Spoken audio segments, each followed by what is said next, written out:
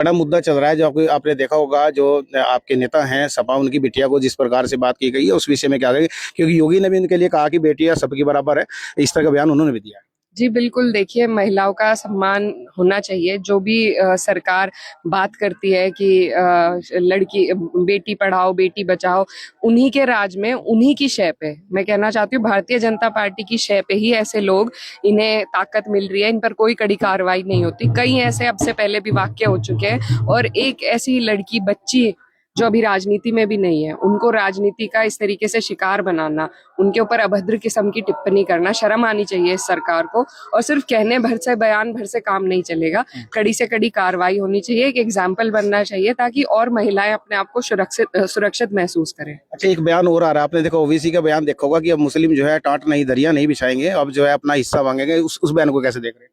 देखिए, ये भी भाजपा ही फैलाती है बात को कि मुस्लिम दरी बिछाएगा कौन। उनके अलावा जितना वो नकारते हैं मुसलमान को, इतना तो कोई भी नहीं नकार सकता, मैं समझती हूँ।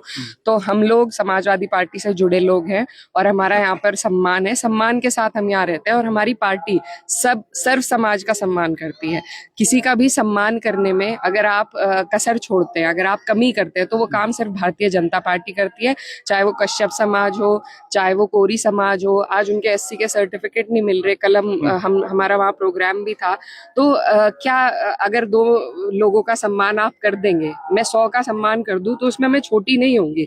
भारतीय जनता पार्टी अपना अहंकार दिखाती है और यही लोगों को अपमानित करने का काम करती है। हमारी पार्टी में पीडीए परिवार, जिसमें पिछड़े, दलित, अल्पसंख्यक, मुसलमान सभी लोग आते हैं, उन सबका सम्मान है, और सबके सम्मान के साथ 27 में हम सरकार बनाए। 27 की तैयारियां कैसी चल रही है? क्या क्या मुद्दे आपके खास रहने वाले हैं? देखिए, मुद्दे तो जो जनता के मुद्दे हैं वही हमारे मुद्दे हैं। आज हर वर्ग परेशान है। महंगाई कहाँ पहुंच गई है ये हमें पता है। हमारे बच्चे परेशान है, पेपर लीक इस तरीके से हो रहे हैं जैसे सरकार ने खुद ही रिश्वत लेके ये काम करा रही हो। तो 24 में हुआ, 26 में हुआ, आखिर कब तक बच्चे इसी तरीके से परेशान रहेंगे? रोजगार नहीं है, महंगाई इतनी है, सिलेंडर तेल गाड़ी में आप डलवा नहीं सकते आज के टाइम पे। इसी के साथ साथ अगर खास तौर पे हम उत्तर प्रदेश की बात करें, तो हमारे यहाँ पर बिजली की जो समस्या है, अब आज गर्मी का टाइम चल रहा है, लेकिन ना तो लाइट है, और लाइट ना खंबे हैं ना तार है। लगातार आंधी आ रही है, टूट रही है। जिस तरीके से लोग अपना गुजर बसर कर रहे हैं, ये हम समझ सकते हैं। भारतीय जनता पार्टी किसी के काम नहीं आ रही है। किसानों की बात कर ले तो डीएपी के कट्टे तो आप सुनार की दुकान पे मिलेंगे, ऐसा लगता है। तो ये तमाम जो समस्याएं हैं, सिर्फ और सिर्फ मजहब की लड़ाई को आगे करने से समाधान नहीं होगा। काम करना चाहिए। इस सरकार ने कोई काम नहीं करा है, किसी वर्ग के लिए काम नहीं करा है, खासतौर पर उत्तर प्रदेश सरकार ने। नीट की परीक्षा की आपने बात कही है, कॉकरोच जनता पार्टी एक तरह से आई है, उसको कैसे देख रहे हैं जो दीपके को मार पिटाई भी हुई है?